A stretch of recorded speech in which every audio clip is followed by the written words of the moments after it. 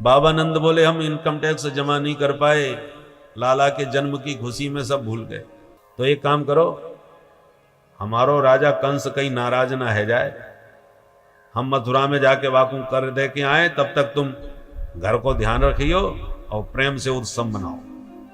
ब्रजवासी बोले बाबा तू घर की चिंता छोड़, तू अपनो काम निपटा, ये उत्सव बंद ना हो व्यवहारो। ठीक है भैया।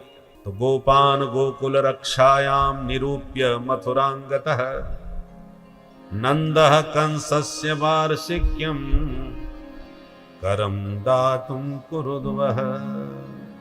सुखदेव जी कहते हैं कंसस्य वार्षिक करम दातुम नंदः मथुरांगतः। कंस को वार्षिक कर देने के लिए बाबा नंद मथुरा गए और मथुरा से उधर लाला की मौसी आई गई, कन्हैया की मौसी, समझ गए।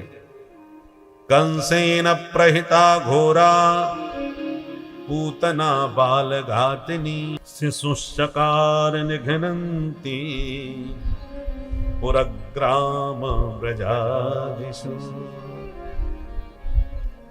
नगर गांव से बालकों की हत्या करती, सभी बच्चों को विषपान कराती वही बाल घातनी पूतना ने गोकुल में प्रवेश किया और जैसे इसने हल्ला सुना कि नंद घर आनंद भयो जय कन्हैया लाल की, समझ गई काऊ के घर में पूत भयो है और नाम है मेरो पूतना।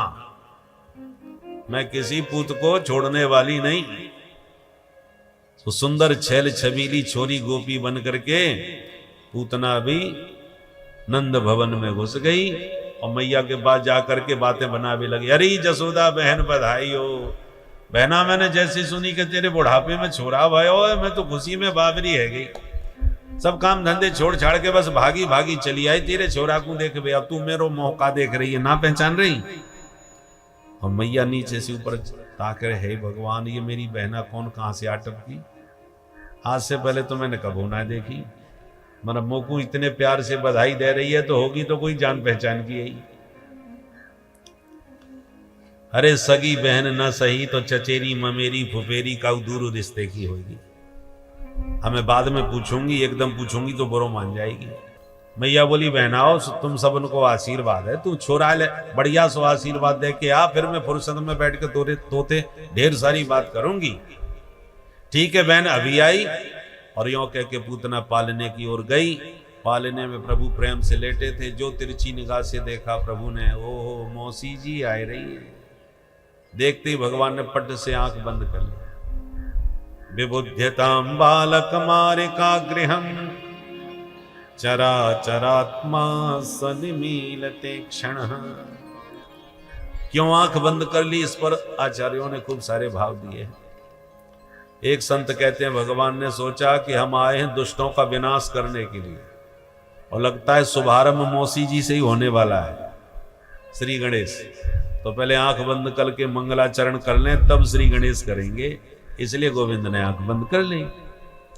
एक कहते नहीं इसलिए आंख बंद करी कि प्रभु ने सोचा ब्रज में तो आए थे माखन मिश्री खाए, मौसी जी आ गई हमको जहर पे वावे, तो ये जहर पीवे को अभ्यास समय ना, ये तो भोले बाबा को काम बहुत जोरदार है, इसलिए आंख बंद करके भोलेनाथ को ध्यान करने लगे। एक संत कहते हैं नहीं भगवान ने इसलिए नेत्र बंद किए कि एक सुंदरी राम अवतार में भी आई थी हमारे सामने बन ठन के, श्रीमती सुपनखा देवी। बोलो राधे राधे। रुचिर रूप धर प्रभु पह आई, बोली वचन बहुत मुस्काई। पर उस समय हमारे बगल में किशोरी जी बैठी थी, जानकी जी, तो हमने उनको देख के काम चला लिया और उसको नहीं देखा सुपनखा को।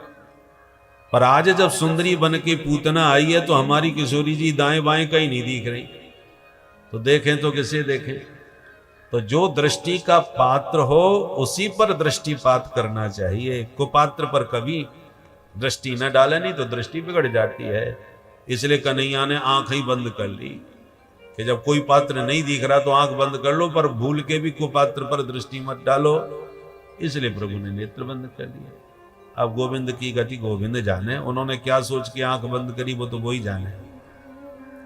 पूतना ने समझा बच्चा सो रहा है तो दबे पांव आई और लाला को उठा के गोद में लेके जैसी जहर लगा हुआ अपना स्तन पिलाया तो गाढ़म कराभ्याम भगवान प्रपीड्य तत् प्राणै समूरो ससमन्वितो एवत्। जैसे ही भगवान ने पहले तो पूतना का विष पान किया, फिर दुग्ध पान किया, फिर प्राणों को ही पीना प्रभु ने प्रारंभ कर दिया, तो पीड़ा के मारे चीख उठी पूतना, जोर से चिल्लाई, मुंच मुंच। अरे बेटा छोड़ दे छोड़ दे। भगवान बोले मौसी जी बस यही नहीं सीखा हमने, जल्दी पकड़ते नहीं और पकड़ लिया तो फिर कभी छोड़ते नहीं। तो चिल्लाती हुई भगवान को लेके भागी, अपना असली रूप दिखा दिया इसने, राक्षसी रूप। भगवान ने जैसे उसके संपूर्ण प्राण हरण किए कि धड़ाम मर के धरती पर गिरी, तो 6 कोस तक के वृक्ष टूट के चकनाचूर हो गए। बोल पूतना मर्दन भगवान की जय। बाबानंद मथुरा से वापस आ गए। ब्रजवासियों ने पूरी बात बताई कि बाबा आप चले गए मथुरा, पूतना घुस गई तेरे घर में, सीधे छोराए लेके भाग गई, पर बड़े गजब की बात अपने आप गिर के मर गई, देख वो पड़ी है। बाबानंद बोले भैया मथुरा में जाती हमें वसुदेव मिल गए और बा ने मोते पहले ही भविष्यवाणी कर दी कि तेरे घर में संकट आए बारो है, तू जल्दी भाग। भाई बाकी भविष्यवाणी बिल्कुल सही निकली। मैं पूरे रास्ते भजन कर तो आया कि हे नारायण मेरे छोरा की रक्षा करियो, देख ले मेरे भजन को चमत्कार जो नारायण ने कृपा कर दी, और या पूतना में एक धमुकरा धर दियो सो मर गई, और साक्षात मेरे भजन से प्रभु ने मेरे ऊपर कृपा कर दी, छोरा की रक्षा कर दी। एक ग्वाला बोलो बाबा ये तेरे भजन को ही चमत्कार भयो, हम अब तक यही गणित लगा रहे कि ये पूतना मरी तो मरी कैसे, अब समझ में आ गई। पर बाबा ये पूतना तो मर के चली गई, पर मथुरा गोकुल को रास्ता जाम कर गई, बीच रास्ते में मरी पड़ी। अब ये बताओ कहाँ ठिकाने लगाएं। बाबानंद बोले अपने अपने घर से कुल्हाड़ी भरसा लाओ, या के हाथ पैर काटो, जो वृक्ष टूट गए यही के ऊपर पटक दे, वो लगा दे हमें आगे। जैसी अग्नि दाह किया तो ऐसी दिव्य सुगंध निकली कि पूरा ब्रजमंडल सुगंधित हो गया। परीक्षित बोले महाराज ये तो पापनी थी, सुगंध क्यों निकली फिर इसके शरीर के जलने पर? सुखदेव जी कहते हैं परीक्षित कौन कहेगा पापनी है? अरे मरते समय जिन प्रभु का नाम भी मुंह से निकल जाए तो कल्याण हो जाता है, तो जो साक्षात प्रभु को ही छाती से चिपका के मर रही है तो उसके कल्याण में क्या संदेह हो सकता है। ये तत्पूतना मोक्षम कृष्णस्यार्भकमद्भुतम शृणुयात् श्रद्धया मर्त्यो गोविंदे लभते रतिम। जो भी पूतना मोक्ष की कथा को प्रेम पूर्वक कहता और सुनता है, गोविंद के पाद पद्मों में प्रगाढ़ प्रीति उत्पन्न होती है। बोल पूतना मर्दन भगवान की जय।